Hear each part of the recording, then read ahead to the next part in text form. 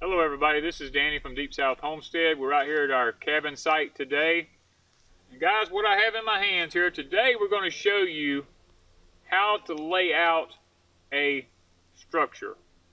Now there's a lot of different ways, and it's going to be controversial because there's going to be those people that's going to say, oh, you got to use the 3-4-5 method or whatever. You know, you can use those in multiples. It can be 9, 12, 15 or whatever. The bigger the slab or the bigger the project, the bigger the number you use to get a square.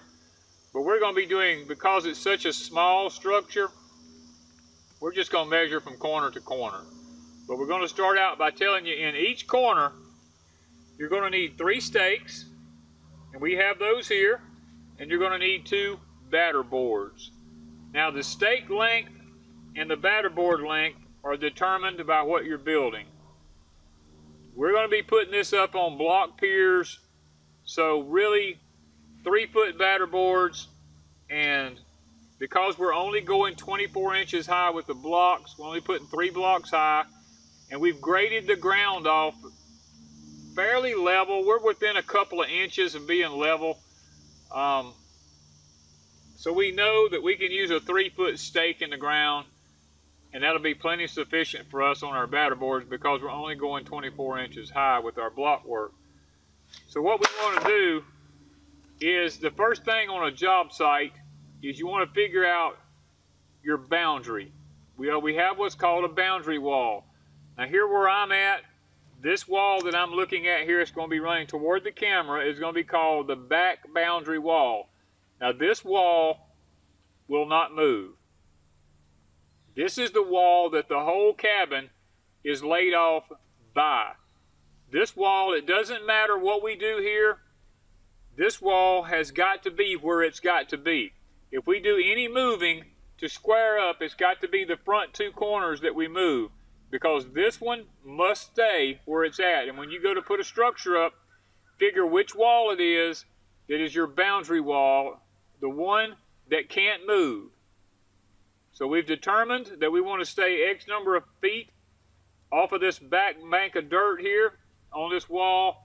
So that's what we're going to do to get our first lined out wall. Now what you want to do is, you want to take, now I don't have a framing square with me because I've done this so much I don't really need one. But if you don't have a framing, if you don't know how to lay out a good square, then bring you a framing square, because the first thing we're going to do is we're going to take our 2 batter boards and we're going to lay them out on the ground. Now, because this stake that's sticking up right here is roughly where we want the edge of the block work to be at, we're going to make sure that our 3-foot batter boards goes beyond that point on both sides, because the pure foundation that we're going to be putting in is going to be about somewhere around 24 inches square and so many inches deep, which means that I've got to come from the center of this stake to the center of my batter board. I've got to have at least 12 inches this way and at least 12 inches that way in order for this particular corner to work. And not only do I have to do it on this one, I also have to make sure this one fits in there at exactly the same dimensions. Now, if I wanted to check this, because this is a 3-foot board, I can do it, and I can measure. I could go 4 feet this away, and I could go across 5 foot this away, and that would give me a perfect square. But with a batter board system in a corner, it's not 100% nailed in stone that you have to be perfectly square with it. As long as you get it within reason, you will actually be squaring your strings and not these boards. These boards just need to be close. They don't have to be exact. But if you're the kind of person that wants to make sure they're exact, then take your framing square and lay this out right here, and you'll be fine. So what we want to do first off is we want to take our stake, and you want to make sure you have one in the corner. Now make sure you sharpen your stakes off to a point, because that really helps when driving them into the ground. And you want these stakes to be up and down about as straight as you can get it.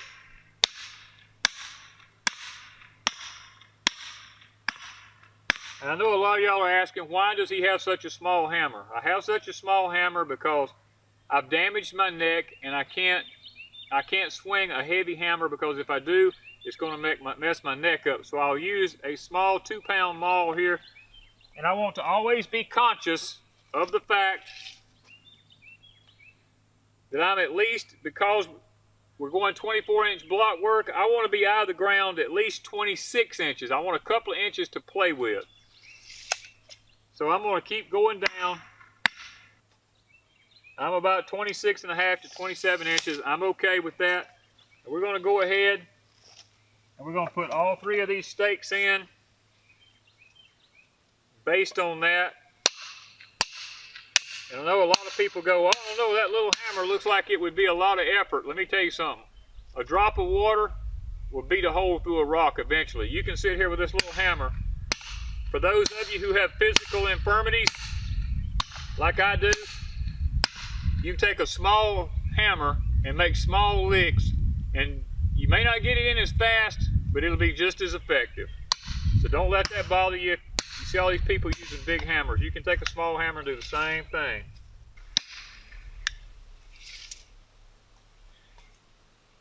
"27 inches, we're good. Okay, what we're going to do now is Wanda's going to hold a tape for me, and we're going to pull 32 feet, because our cabin is going to be 16 by 32. And we're going to pull 32 feet across here, and we're going to put another set of batter boards in the corner. We're on our boundary line.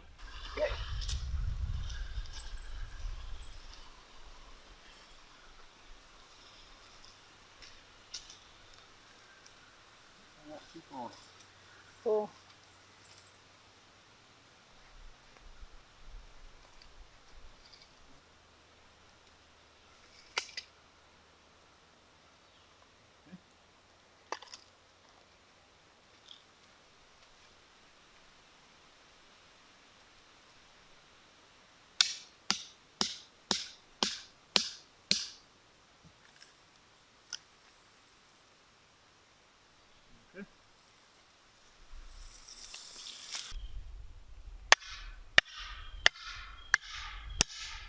Ooh, this is hard.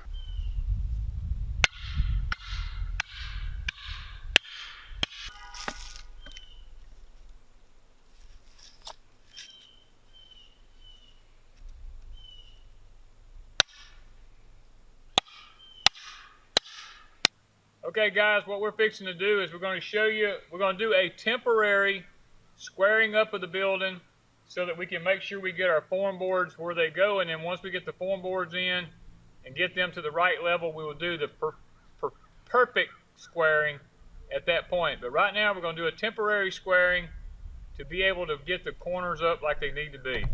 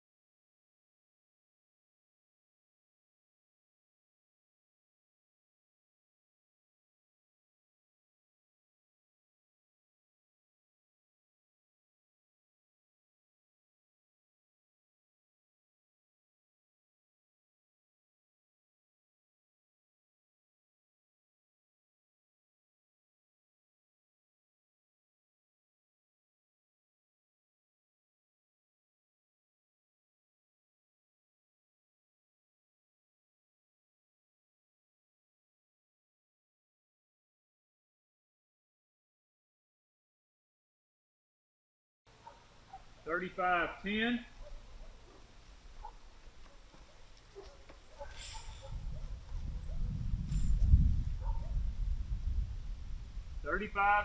So we're there. All right, guys, we've got our temporary squaring in. Now we're going to be putting our batter boards up in the corners to finish this project out. Okay, guys, I've done hammered my share. My neck is starting to bother me, so Wanda's going to try to take over here and see if she can't do her a little bit of driving, give me a break. Come around the other side of your stake, baby, because it's leaning. There you go. And pull it. That pulls it towards you when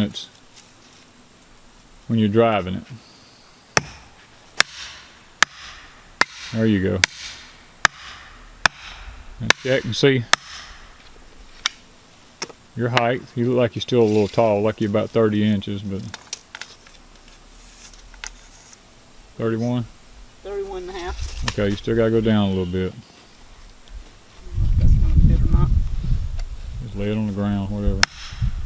You don't have to pull it now, just hammer. The main thing you want to watch when you're driving that is that you drive it straight as you can. You need 26 inches? 27. 27. I'm at 31. I didn't go very far. Just take your time. That's what this is all about. Just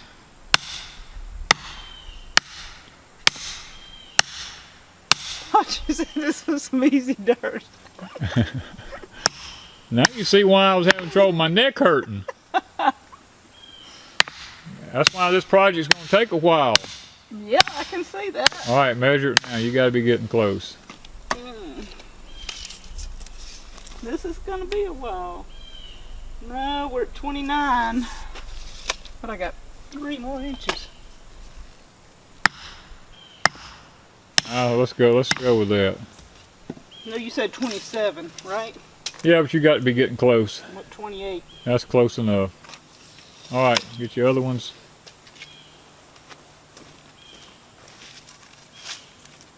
Here? Yeah. Don't put it right on the end. Come back. There you go, like that right there. Stand your stake up straight. Lean it towards you. There you go.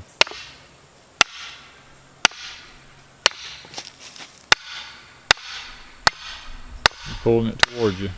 Come around the other side.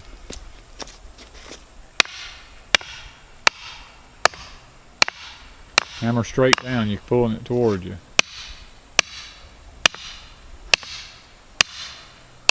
Go back to the other side. You keep pulling. Stand with your legs apart when you hammer.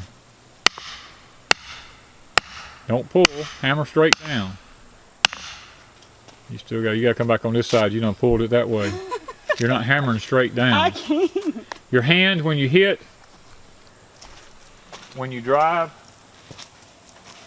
or when you hit it, your hands need to always be the same height as the stake is. If you do it up like this, Okay. then it pulls it.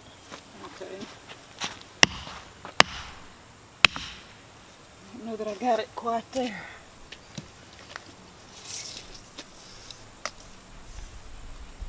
Like a couple of inches. Makes my wrist hurt. So just small taps will do the same thing. Just hit it square on the top.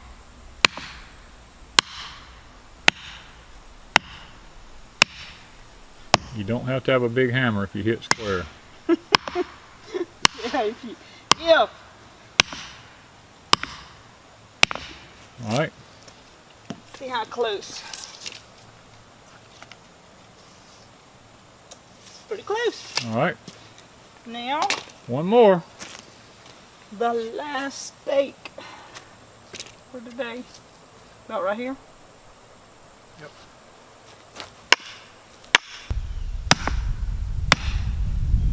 I swear this dirt ain't easy. You need me to finish it? When you bust the top of the stake. I was wondering about that. The ground is hard. Okay.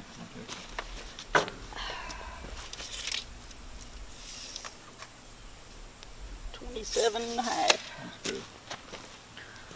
Okay, guys, we've got all of our stakes up now. Now we're going to take the transit and we're going to make us a mark over yonder in that corner as to what we want the top of the blocks to be. And then we're going to go around and we're going to shoot the tops of each one of these so we can screw our batter boards on.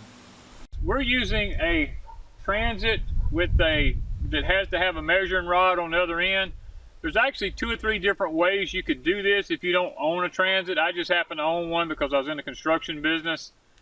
You can use, there's 2 different kinds of these transits. There's the type that I have here where you have to have a measuring rod. It takes 2 people. Then there is the electric ones that that you have a rod out here. You can just set it up. It's a laser, and you walk around and you hold the rod up and mark it. You can work by yourself if you have one of those. It's just that they're kind of expensive and pricey. Or you can actually use a laser that shoots a red light around in a circle if it's dark enough where you're at, where you can actually see the red light. You can use that type. I actually have one of those. I started to bring it to show you, but I have it in my shop that actually sets up on a tripod and shoots a red laser line around. And if you're working by yourself, that's really an easy way to go. But I have Wanda helping me today, so two of us can work together. Or you can use a tube, a clear tube full of water, because water is also a good level. And you can take that tube and set it to whatever height you want it at over here, the water, and move it up over here till it levels out. And you can move around through the whole slab with the water leveling with the tube, which is actually just as accurate as a transit is.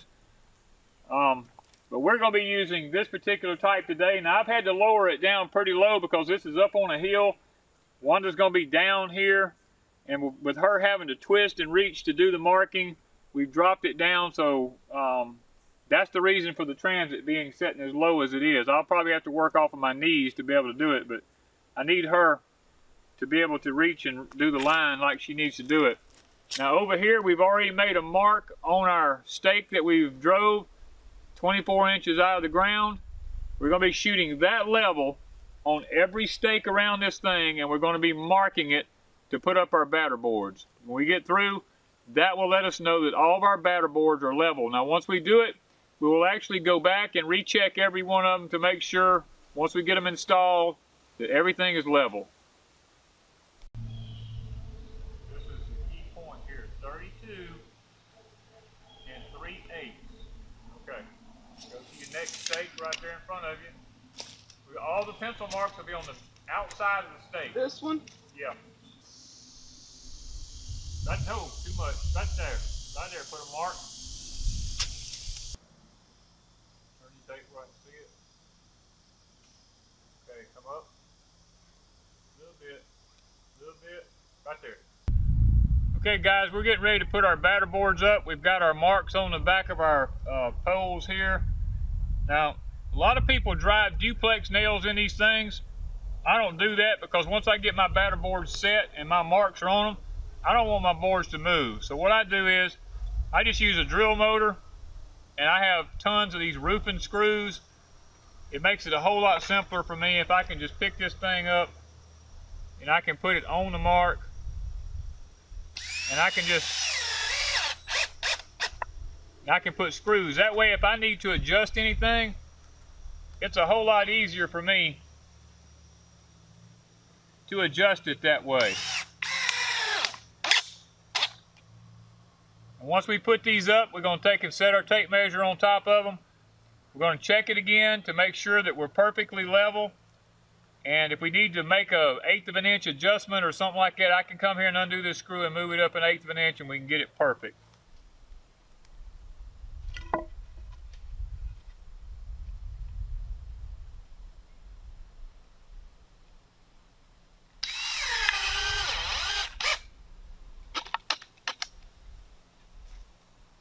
The other thing I like about screws is once I tighten that down, I can let go of it. And I don't actually have to put this screw in until we reshoot it, because it'll actually hold itself and not go up or down. And if Wanda needs to move it up or down to get it exact, we can do that. So let's shoot it again. 32 and 5/8. That'll be the same.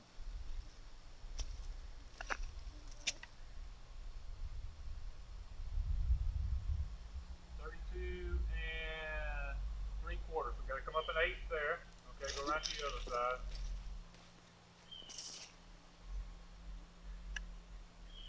And 7/8. So bring it up till I tell you to.